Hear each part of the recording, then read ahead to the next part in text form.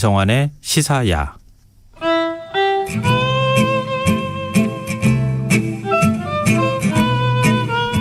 청취자 여러분들은 여름에 가장 어울리는 화가를 꼽는다면 누가 떠오르시나요? 뜨거운 여름, 장렬하는 햇살에 비친 해바라기의 이미지, 화가 반고흐가 연상된다는 분들이 적지 않으실 텐데요. 코로나19 대유행으로 여행이 어려워진 지금 책으로나마 다른 공간이 주는 매력을 느껴보면 어떨까요? 한밤의 문학, 오늘은 귀로 듣는 미술관이란 컨셉을 준비해봤는데요. 빈센트 반 고흐의 영혼의 편지를 함께 읽어보겠습니다. 정여울 작가 스튜디오에 나와 계십니다. 안녕하세요. 안녕하세요. 반갑습니다. 네. 반 고흐처럼 이렇게 전 세계인들의 사랑을 받는 화가가 있을까? 네. 그런 생각을 하게 돼요, 늘. 예, 고흐에 대해서는 제가 고흐에 대해서 뭐 강연을 하거나 네. 또 사람들하고 얘기를 해보면 공통적으로 느끼는 감정이 뭐냐면 사람들이 뭔가 하나씩 얘기를 갖고 있다는 거예요. 고흐에 대해서 나도 좀 안다. 나도 뭔가 생각이 있다 하고 그런 게 참 어렵거든요. 모든 사람이 심지어 그림을 별로 좋아하지 않는 분들까지 고흐에 대해서 뭔가 생각을 갖고 계세요. 느낌, 어떤 나만의 생각 이런 것들을 갖고 있다고 생각하신다는 거는 엄청난 대중성이거든요. 그렇죠. 그러니까 굉장히 강렬한 이미지를 남기는 능력이 있다고 봐야 되는 거죠. 고흐의 편지가 있었기 때문인 것 같아요. 그렇죠. 고흐가 굉장히 많은 편지를 남겼죠. 한 몇 통 정도 남겼어요? 제가 정확한 숫자는 기억이 안 나는데 수천 통이고요. 그리고 우리는 주로 이제 태호에게 남긴 편지들을 주로 알고 있잖아요. 네. 그런데 이제 편지 전체를 책으로 묶으면은 뭐 어떻게 묶는가에 좀 다르기에 따라서 좀 다르긴 하지만 10권으로 묶을 수도 있다고. 10권으로요? 예, 그렇게 많다고 하더라고요. 그래서 우리가 본 것은 이제 영혼의 편지라는 편집된 책을 통해서 이제 봤는데 이제 완전한 그 남아있는 책들, 그 편지들을 모으면 엄청난 양이고 그것도 어느 정도 소실된 후라고 하더라고요. 요하나라는 그 태호의 그 아내가 나중에 이제 그 자신의 가족에게 좀 불리할 만한 것들 그리고 태호와 빈센트가 사이가 안 좋을 때 좀 설전이 오갔던 그런 것들은 태워버렸거든요. 그래서 그게 어느 정도 많이 없어지고 난 뒤에도 그렇게 많은 것이 남았기 때문에 과연 정말 원본을 다 합치면 얼마나 될까. 예. 그리고 또 태호에게 보낸 편지뿐 아니라 어머니에게 보낸 편지, 여동생에게 보낸 편지, 또 동료 화가들에게 보낸 편지, 평론가에게 보낸 편지 이런 것들을 다 합치면 어마어마한 양이 되죠. 예. 그러니까 고흐라고 하는 한 사람의 인생 스토리 이런 것들을 편지를 통해서 우리가 다 복기해서 생각해 볼 수 있기 때문에 더더욱 고흐란 화가에 대해서 우리가 생각도 하고 많은 기억을 갖고 있는 거 아닐까. 그래도 사실 저도 그렇지만 가까이 살아도 동생과 편지 그렇게 주고받지 않거든요. 그렇죠. 정말 대단해요. 라디오가 아니라 이 휴대폰 때문에 우리가 사실 글자를 많이 쓰긴 하는데 글다운 글, 아날로그적인 글 이렇게 뭔가 좀 직접적으로 손을 움직여서 글을 쓰는 경우는 좀 더 줄어든 것 같아요. 그래서 예전보다 사람들이 글씨를 훨씬 못 쓴다는 얘기도 하잖아요. 이런 게 이제 고흐의 편지를 보고 있으면 글씨도 굉장히 잘 썼고요. 문장이 너무 좋은 거예요. 그래서 고흐의 편지를 보고 있으면 이 사람은 소설가를 했어도 성공했겠다. 어쩌면 소설가나 평론가를 했으면 살아있을 때 성공했을지도 모르겠다라는 생각이 들 정도로 글을 너무 잘 썼어요. 근데 생전엔 너무 가난하게 살다가 사망했어요. 우리는 근데 이제 고흐가 굉장히 가난했다고 생각하는데요. 다른 화가들이랑 비교하면 그래도 나은 것 같아요. 그래요? 예, 왜냐하면 다른 화가들은 태호가 없었잖아요. 태호처럼 후원을 열심히 태호처럼 이렇게 태호는 입으로는 힘들다고 하면서 그래도 형을 끝까지 도와줬어요. 그러니까 결혼 후에 좀 많이 힘들어진 것이지. 그리고 태호도 좀 승승장구하다가 나중에 이제 그 30대 후반 넘어가면 30대 중반 넘어가면서 이제 30대 중반부터 많이 힘들어졌는데 그 시기 전에는 태호가 정말 무조건적으로 도와줬어요. 예. 병원비까지 뭐 캔버스 비용, 물감 비용부터 시작해서 고갱과 함께 그림을 그린다고 했을 때 거의 빈센트가 과도하다 싶을 정도로 마치 신혼살림을 차리는 그런 것처럼 엄청나게 살림을 다 샀거든요. 가구까지 다 사고 예, 그런데 그런 돈까지 다 대줬거든요. 그래서 그런 걸 생각하면 고우가 그냥 단순히 가난했던 것 같진 않아요. 예, 왜냐하면 태호가 있었기 때문에 태호는 항상 아낌없이 줬고요. 근데 요즘도요 화가들이 캔버스하고 네. 물감 사는 비용 정말 많이 쓴다고 하더라고요. 정말 많죠. 진짜 부담 크다고 그렇죠. 하더라고요. 근데 예전에는 얼마나 지금 한 200년 전이잖아요. 지금은 이게 그래도 재료들이 대중화됐고 또 가격을 고를 수가 있잖아요. 아주 최고급도 있지만 그래도 그렇죠. 표준적인 사이즈나 이런 걸 찾아도 그래도 쓸만은 하잖아요. 그런데 예전에는 정말 좋은 물감, 좋은 캔버스를 찾으면 다 비쌌어요. 그럼 일단 화가가 직접 다 만들었다고 하더라고요. 그렇죠. 물감을. 만들어서 쓰기도 하고 그리고 고우가 이제 자주 하는 말 중에 하나가 하얀색 물감이 부족하다고. 하얀색 물감이 부족하다고요? 예, 하얀색 물감이 비쌌나 봐요. 좋은 하얀색 물감은. 그리고 이제 하얀색을 통해서 많은 색을 다양하게 만들 수가 있으니까 네. 예, 하얀색은 항상 부족했던 거죠. 그래서 무슨 색 물감이 부족해라는 말이 항상 추신처럼 뒤에 붙어 있었던 것은 돈을 보내달라는 얘기였죠. 그러니까 어떻게 보면 돈을 보내달라는 얘기만 딱 하기가 너무 쑥스럽고 미안하고 또 형이잖아요. 네. 네, 형으로서 죄책감을 느끼니까 자신의 사는 이야기, 내가 읽은 책 이야기, 내가 요새 그리는 그림 이야기 이런 것을 다 들려준 것이 아닐까 싶을 정도로. 그리고 워낙에 빈센트는 이야기하는 걸 되게 좋아했어요. 그래서 태호는 빈센트의 편지를 너무 좋아한 나머지 둘이 약간 사이가 안 좋을 때도 형이 편지를 며칠씩 좀 안 보내면 네. 형이 편지를 안 보내니까 자기 너무 속상하다고 너무 궁금하고 형이 얼마나 글을 잘 쓰는지 알겠다고 하면서 형의 편지를 그렇게 기다렸다고 하더라고요. 그러니까 둘 사이의 우애도 굉장했지만 그것을 또 때로는 끊어질 뻔하고 때로는 정말 갈등이 극에 달하기도 했었지만 그럼에도 불구하고 두 형제를 끊임없이 이어줬던 것은 편지였던 거죠. 그래서 그 편지를 통해서 우리는 고우의 어떻게 보면 본인이 의도하진 않았지만 거의 자서전에 가까운 그런 기록을 갖게 된 것이죠. 그 편지를 통해서 고우의 발자취를 조금씩 우리가 더듬어 가봤으면 좋겠는데요. 네. 나처럼 사랑받지 못하는 사람도 뭔가 해낼 수 있을까? 이렇게 생각하시는 고민하시는 분들에게는 뭐 고우가 굉장히 특별하게 받아들여진다 이런 얘기를 하더라고요. 네. 그러니까 고우의 인생을 보면은 평생이 짝사랑의 역사였어요. 그러니까 항상 고우가 사랑하는 사람들은 고우의 10분의 1도 고우를 사랑해주지 않았던 것 같아요. 성격이 괴팍했던 거예요? 근데 그거는 이제 고우를 싫어하는 사람들의 얘기고요. 항상 우리는 한쪽 편의 얘기만 들으면 안 되잖아요. 네, 그렇죠. 그런데 아주 객관적인 케이스는 오히려 요하나가 그 태호의 아내가 이제 결혼하기 전에 처음으로 빈센트 반 고우를 봤을 때 근데 결혼하기 전에 요하나는 이제 형에 대한 그 자신의 남편의 형에 대한 이야기를 되게 많이 들었던 거예요. 그런데 대부분 뭐 병약하다, 성격이 까탈스럽다, 뭐 여러 가지 정신병원에 들어갈 뻔했다, 막 이런 안 좋은 얘기를 많이 들은 거죠. 네. 그래서 정말로 정말 신경질적이면서 병색이 짙은 환자 같은 사람을 상상하고 있었던 거예요. 주변 사람들의 이야기를 종합하면. 네. 그런데 요하나가 너무 깜짝 놀란 게 너무나 잘생기고 건장하고 멀쩡한 청년이 나타나서 자기는 깜짝 놀랐다는 거예요. 그래서 사람들이 생각하기에는 고우를 되게 심지어 막 뭐 외모도 별로고 네. 예, 굉장히 그 건강하지 못하고 이런 식으로 뭐든지 좀 깎아내리는 주변 특히 부모님이 그랬어요. 부모님부터 그러니까 부모님이 장남을 그렇게 너무 심하게 비난하고 정신병원에 넣어야 된다고 하고 너의 그림은 전혀 가망이 없다고 하니까 그런 것들이 이제 가장 사랑받아야 할 대상으로부터 사랑을 받지 못하니까 그게 고우에게 너무 큰 상처가 된 것 같아요. 그런데 요하나는 오히려 객관적으로 내가 볼 땐 멀쩡한데 다들 왜 이러지? 이렇게 생각했던 거죠. 네. 그렇죠? 이게 훨씬 더 저는 객관적인 평가라고 생각해요.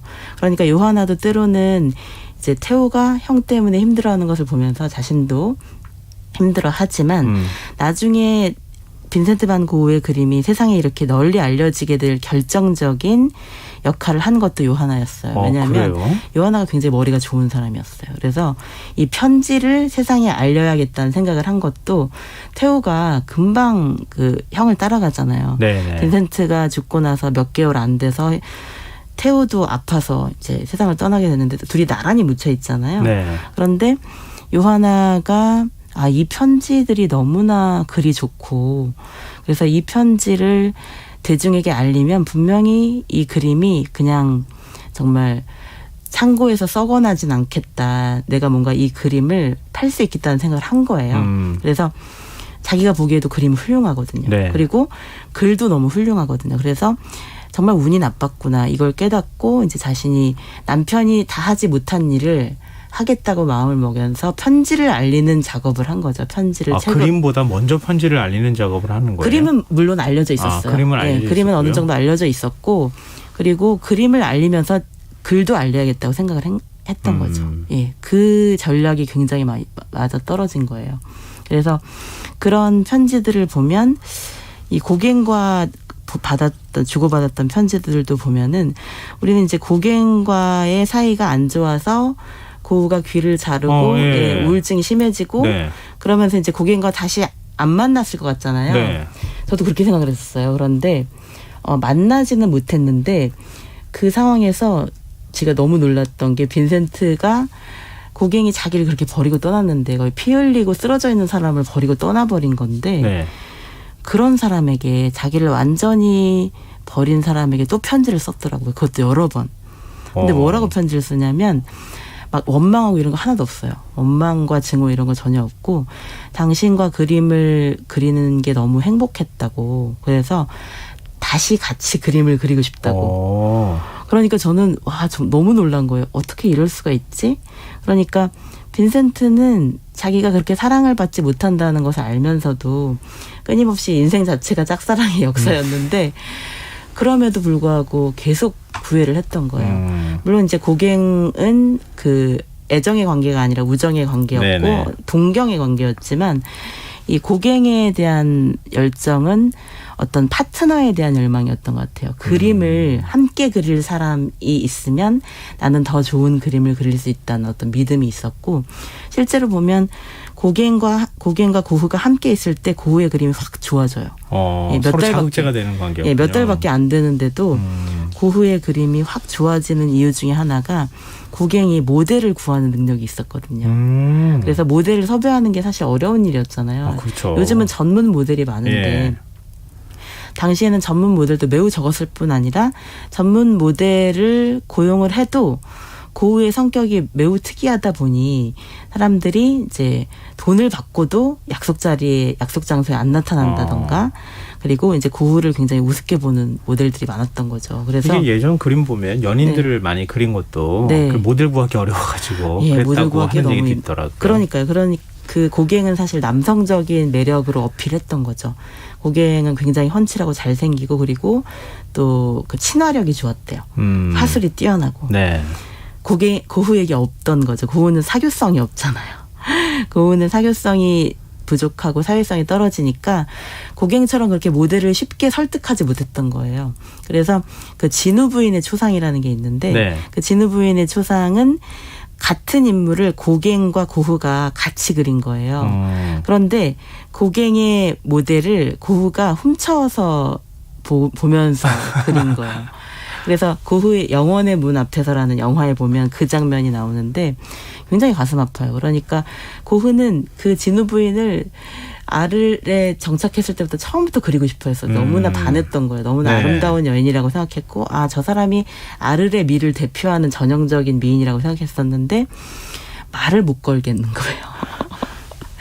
수줍고 내성적이고 막 이러니까요. 그런데 고갱은 그냥 오자마자 며칠 안 돼서 그 설득을 해버리니까 진우 부인은 고갱한테는 굉장히 밝은 미소를 지어주면서 그렇게 그림을 그리게 해줬고 고흐가 자기를 그리는 건 좀 꺼려졌던 것 같아요.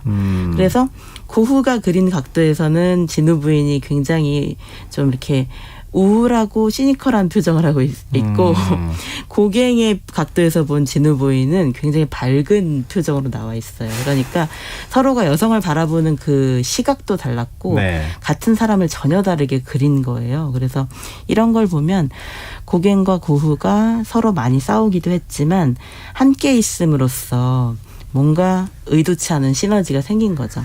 우리 그 편지 가운데 네. 몇 대목을 좀 낭독해 보면 어떨까요? 네. 태호에게 쓴 편지 중에서 이제 드디어 태호가 아기를 낳았다는, 태호의 아내 요하나가 아기를 낳았다는 소식을 듣고 브라보라고 하면서 어머니는 얼마나 기뻐하실까? 요즘 내가 너를 얼마나 많이 생각했는지 몰라. 요하나는 해산하기 전날 밤인데도 친절하게 내게 편지까지 써주었으니 얼마나 고맙고 뭉클했는지. 요하나는 그렇게 힘든 순간에도 그토록 침착하고 용감할 수 있다니 정말 뭉클했단다. 내가 너무나 아팠던 지난 며칠의 시간조차 잊을 수 있었어. 하면서 아기의 탄생을 기뻐하는 이 편지가 가장 기쁜 예, 고흐의 모습을 보여줘요. 네. 그리고 이제 어머니에게 이 소식을 전하면서 네. 아몬드 꽃이 피어 있는 그 파란 그 화면에 그림을 되게 많이들 좋아하시거든요. 네. 그게 이제 태호의 아들을 위해서 그린 그림이에요. 태호의 아들의 그림이 탄생. 생각나요. 예, 지금. 그 그림을 많은 분들이 좋아하시고 막 책받침으로 나와 있고, 예. 핀으로 나와 있는데 그게 실제로 고흐의 네덜란드에 있는 고흐 미술관에서도 가장 인기 있는 작품 중에 하나예요. 그런데 그 작품이 바로 아기에게 바치는 아기의 탄생에 바치는 그림이었던 거예요. 그래서 어머니에게 이렇게 써요. 아기가 태어나서 제가 얼마나 기쁜지 몰라요. 하지만 요새 제가 곰곰이 생각해봤는데 아기 이름은 제 이름을 따서 빈센트로 짓기보다 태호의 이름을 따서 짓는 것이 더 낫지 않았을까 싶어요. 하지만 이왕 일이 이렇게 되었으니 이제 빈센트 이름을 따서 짓게 됐죠. 저는 당장 아기를 위한 그림을 그리기 시작했어요. 태호 가족의 침실에 걸어둘 그림을요. 하얀 아몬드 꽃이 푸른 하늘을 향해 자라나는 모습을 그리고 있어요. 이게 이런 자료들이 남아있어서 이 작품들이 어떤 마음으로 그렇죠. 누구를 위해서 그려졌는지를 알 수 있게 된 거예요. 그 작품을 좀 더 풍부하게 이해할 수 있잖아요. 정확하게 또 해석할 수 있고. 예, 정확한 작업 일지이기도 하면서 또 빈센트는 본인 자체가 뛰어난 미술 평론가였어요. 그래서 다른 작가들에 대한 미술 평론도 굉장히 잘했어요. 그런 것들도 혹시 독서를 막 내뱉고 예. 그거나 그렇지는 않았어요? 독서요? 예, 독설. 독설도 가끔은 있는데 그거는 드물었어요. 칭찬이 더 오히려. 많았어요. 오히려 칭찬이 훨씬 더 많았고. 고흐를 잘 모르고 있었구나 이런 생각을 하게 고흐에 되네요. 대해서 굉장히 막 까칠하고 예민하고 그런 성격으로 알고 계시는 분들이 굉장히 많은데 실제로 고흐의 편지를 보면 제일 많이 나오는 단어가 사랑이에요. 예, 사랑, 열정, 그리고 재능, 예술, 아름다움. 그러니까 아름다움을 향한 갈망이 인간을 구원할 수 있다고 봤던 거예요. 그래서 고흐는 자기가 너무너무 힘든 순간에도 그림을 그릴 때는 네. 구원을 받는 느낌이었다고 얘기를 해요. 그래서 밤하늘에 별을 그릴 때 예. 그때의 느낌을 밤의 카페 테라스라는 그림 있잖아요. 그 굉장히 그림, 유명한 작품이죠. 예, 그 그림을 그리면서 여동생에게 쓴 편지도 유명한데요. 검푸른 밤하늘 카페 테라스에서는 커다란 가스등이 켜져 있었단다. 그 위쪽으로는 별이 반짝거리는 푸른 하늘이 보였지. 바로 이곳에서 밤을 그릴 때마다 나는 놀라곤 한다. 이 그림을 그릴 때는 검정을 전혀 쓰지 않았고 아름다운 파랑과 보라, 초록만을 써서 밤하늘을 그렸단다. 그리고 밤을 배경으로 빛나는 광장은 아주 밝은 노랑으로 그려보았지. 이 밤하늘에 붓으로 별을 찍어 넣는 순간은 정말 행복했단다.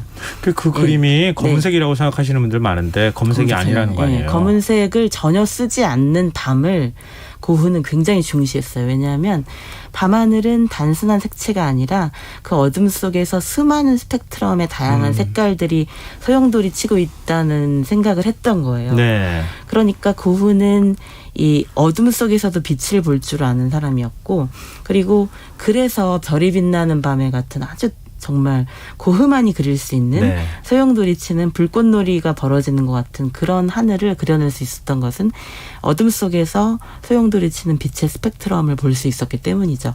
그래서 그런 내용을 우리는 편지를 통해서 볼 수 있어요. 편지를 그렇죠. 통해서 어떤 마음으로 왜 이 그림을 그렸는지 너무나 이렇게 생생하게 묘사해 놓은 화가들은 거의 없거든요. 그렇죠. 그래서 작업일지를 뭐 간단하게 쓰는 작가들은 많지만 글솜씨가 이렇게 뛰어난 사람은 많지 않았던 거예요. 예. 근데 고흐는 자기 네. 작품에 대해서 네. 어떤 평가를 해요?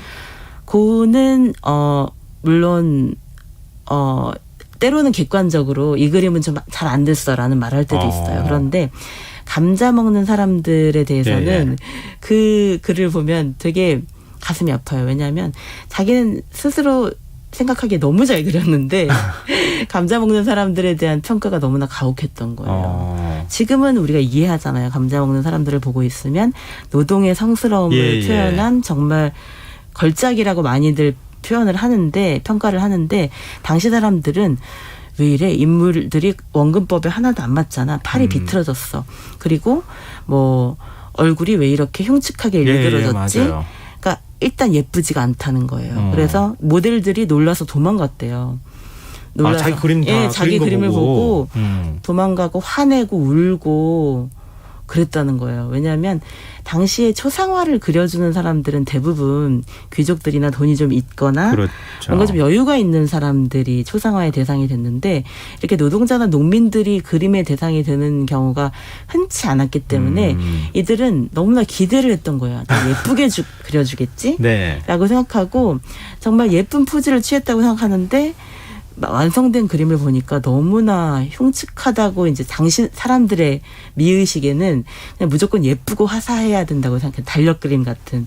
근데 그게 아니었던 거죠. 그래서 모델들이 너무 충격을 받았고, 근데 본인은 그게 아닌데 오직 감자와 차만으로도 이렇게 아름다운 식사가 가능할 수 있고, 이 사람들은 누구에게도 기대지 않고 오직 자연의 힘에만 기댔다는 거.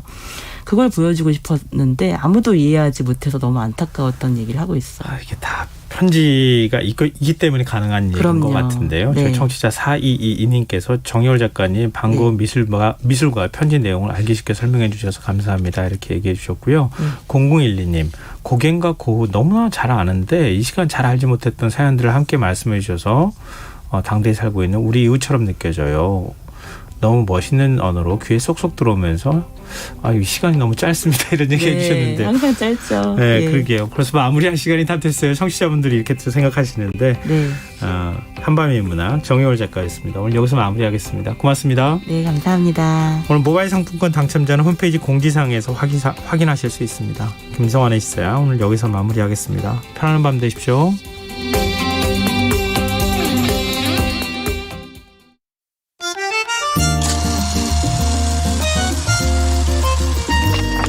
백은하의 영화관, 정여울의 도서관.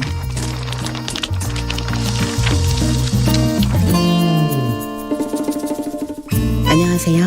여러분과 아름답고 풍요로운 책 이야기를 나누고 있는 작가 정여울입니다. 이번 주에 만나고 있는 작품은 헤르만 헤세의 시타르